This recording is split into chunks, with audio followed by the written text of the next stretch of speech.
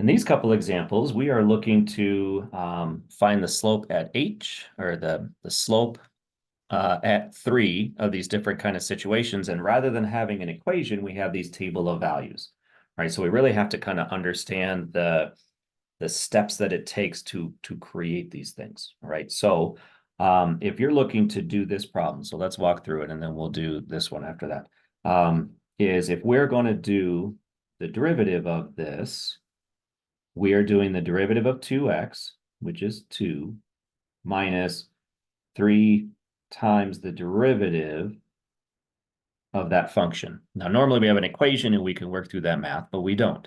So what we have then is now find the slope at 3, which basically means plug in 3, which would be 2 minus 3 times the derivative, or AKA the slope at 3. Since we don't have an equation, we need some way of figuring out what that slope is at 3, and that's where the table is.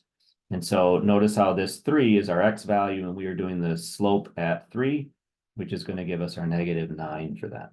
So that's going to be 2 minus 3 times -9, and then we'll finish it up. So that ends up being 2 plus 27.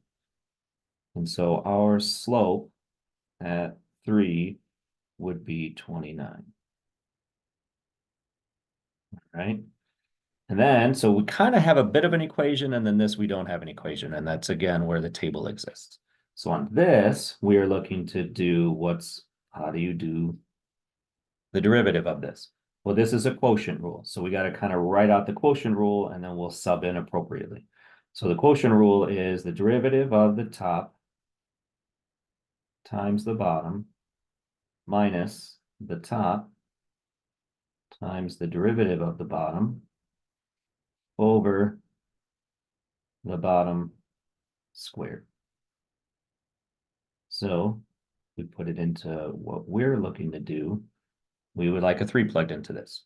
So we're looking to do what's the slope at 3 of that equation times the y value at 3 minus the y value at 3 of this one times the slope at 3 of that one divided by the y value at 3 squared.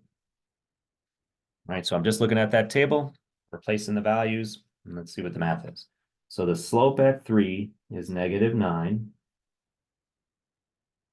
The y value at 3 is -11. And then minus the y value at 3 is 4. The slope of this at 3 is -4. And then that whole thing is divided by that value squared, and that was -11 squared. All right, so do our math here. So that's going to get us a positive 99 minus, but we're going to cancel that out. So plus 16 divided by -11 squared, which is 121. We add up the tops, and basically we can take 1 off of that to make it 100, plus 15 is 115 divided by 121. And that does not simplify. And that's it. That's our value. So that would be finding the slope of whatever that is related to those values.